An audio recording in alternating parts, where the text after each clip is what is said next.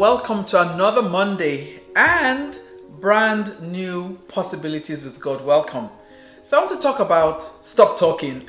Isn't that interesting? I'm talking to you and I'm telling you to stop talking.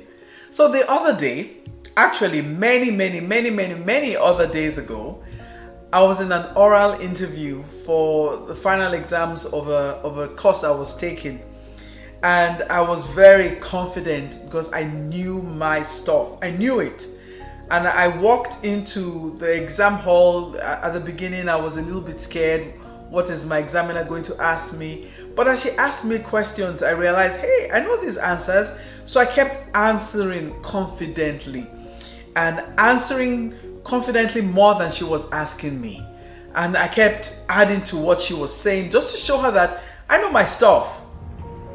And then she asked me a question and she said, I was really enjoying myself answering her question. She said, do you want to continue to talk? Because if you do, I can take you to town on this subject. And I was like, I came to myself. I came to my senses and I said, oh, no, ma'am. Thank you very much. No, I've answered all the questions. Thank you very much. I'm done. Thank you very much. And I zipped it. I kept quiet. It reminds me again of when we have surveys and the surveyor comes to ask you a question. They always tell you, answer what you are asked. Don't volunteer information. Don't volunteer information because many times the surveyor is asking you to see if you know your stuff. So sometimes if you're talking, you tend to mistalk. Have you ever told yourself that, oh, I shouldn't have said that? Or you're talking to somebody, you're trying to impress them, you talk, you start to say things, one, that are not true, or two, that you shouldn't be revealing, or you just go on talking and you realize that, how did I get here? I'm talking too much. Do you know the Bible tells you not to talk too much? I was listening to an interview and this lady during the interview said that her mother used to tell her something when she was talking because she loves to talk. And her mother would tell her this. Her mother will say, in a multitude of words is transgression. And I thought, does the Bible have that? So I went to look for it. The Bible just tells you, yeah. Proverbs 10:19. Proverbs 10:19 says, in a multitude of words, transgression is not lacking. So I'll finish it out. In a multitude of words, transgression is not lacking. But he who restrains his lips is prudent. My translation is, if you talk too much, you won't realize when you start to say the wrong things and reveal things that you shouldn't be talking about. You know, sometimes God has shown you things, revealed things to you in the place of prayer. When you start to talk, you just blah, blah, blah, blah. You're like, oh, I shouldn't have said that. Loose lips, isn't that what they call it? So stop talking. Proverbs 25:28 in Amplified Bible Classic Edition says, he who rules his own spirit is like a city. He who has no rule, let me say that again. He who has no rule over his own spirit is like a city that is broken down and without walls. How vulnerable is that city? Proverbs 17:27-28 says, a man of knowledge uses words with restraint, and a man of understanding is even-tempered. Even a fool is thought to be wise if he keeps silent, and discerning if he holds his tongue.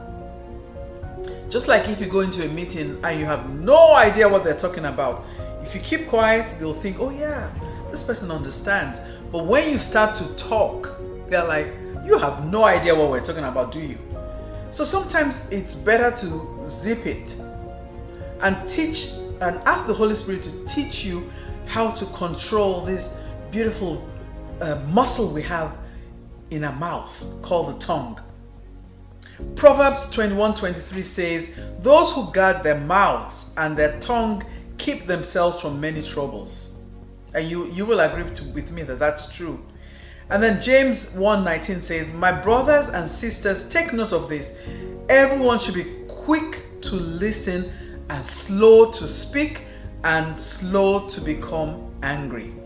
Quick to listen, slow to speak, and slow to become angry. And Matthew warns us Matthew 12:36-37 says, "But I tell you that everyone will have to give account on the day of judgment for every empty word they have spoken. For your words you will be acquitted, and by your words you will be condemned." So if you take a quick survey of your word life, where will they fall on the scale? Acquitted or condemned?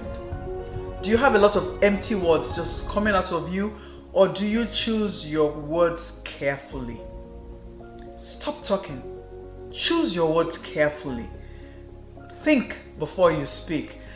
Someone used to say, put your brain in gear before you put your mouth in motion. I hated it when that someone told me. But the more you think about it, the more you realize, no, they're telling me the truth. Put your brain in gear before you put your mouth in motion. Because once it comes out, you can't take it back in. No, it's gone. So discipline and control your tongue. It will help you today. It will help you in the future. It will help you get out of many troubles. And for sure, your life will never be the same again. This message has been from him, for you, and for his glory.